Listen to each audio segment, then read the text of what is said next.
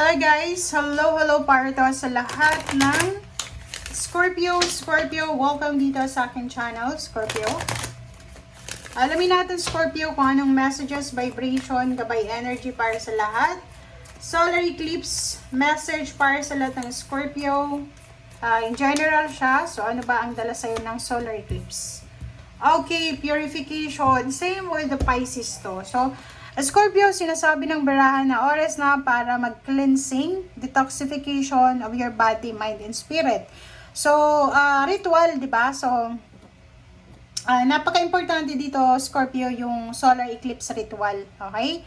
So, sinasabi ng baraha, kinakailangan mong mag-cleanse bago dumating yung March 29. Unang-una, linisin natin yung bahay natin, di ba? Maglaba ka ng mga labahin dyan, maglinis ka. After mo maglinis, maghugas ng mga plato, ganito, ganyan, maligo ka. Kung mayroon kang mga incense, sindi ka ng incense, candles, or pwede din mga bay leaves, parang ganon. And yung mga yung skin ng garlic, pwede mo yun. Then yun, kung gusto mo maligo ka rin ng salt water, kasi pwede din yun na ma-replenish yung energy mo, okay? So, yan. Ito ay para sa lahat ng mga Scorpio.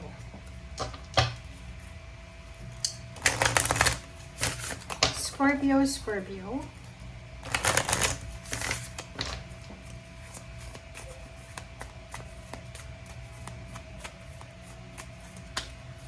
Okay.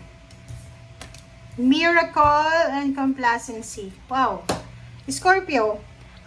Dito sa barahang to, sinasabi ng barahan na isa sa mga possible na darating sa'yo is yung milagro. 'Di ba? So, itong milagro na to, sinasabi ng barahan na maraming mga unexpected events or maraming milagro talaga ang darating sa buhay mo. So, expect mo na to na from March 29, maraming hindi ka alam or hindi mo alam na bakit nangyayari to. Mga unexpected siya. Okay? Next card dito is yung complacency. Nakikita ko sa'yo dito, mayroong mga Scorpio na medyo natatakot ka sa pagtanda.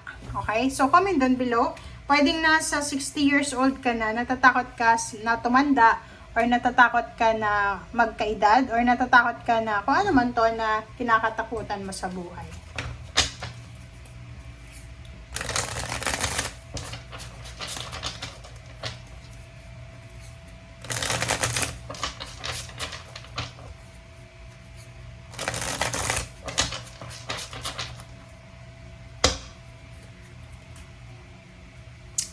Okay, Scorpio.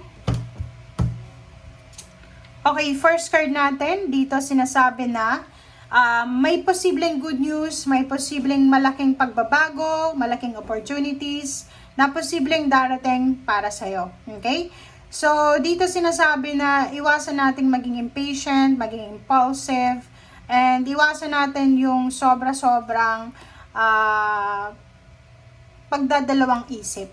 'Di ba? Yung parang aggressive ka ngayon, bukas panghihinaan ka ng loob, parang gano'n. So, dito sinasabi na kailangan mong kontrolin ang iyong isip dito. Okay?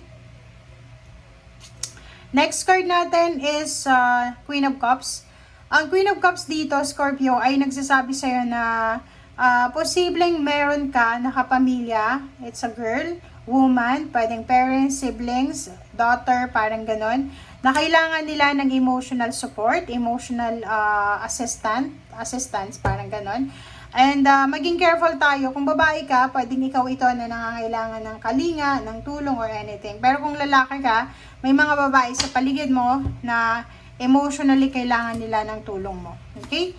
Next card, it's a yes card. Dito sinasabi na pwedeng may mga wedding anniversaries, wedding plans, may happy occasion, family gatherings, reunion, homecomings, and long-term relationship, pwedeng commitment, or any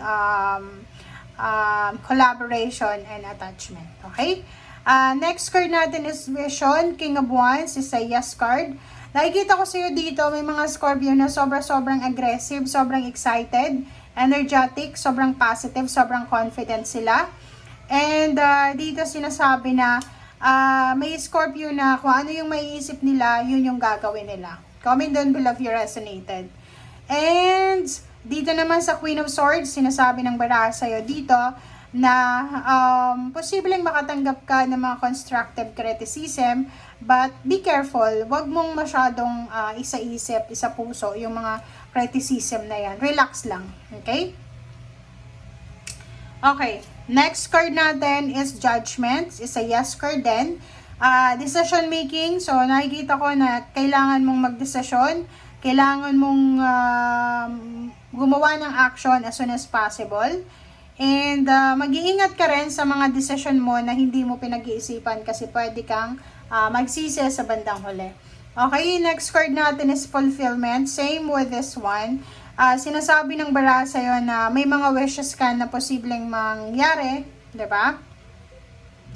Sobrang happiness, joy, fulfillment, positivity, optimism, satisfaction, success, abundance, prosperity, achievements, rewards, and recognition.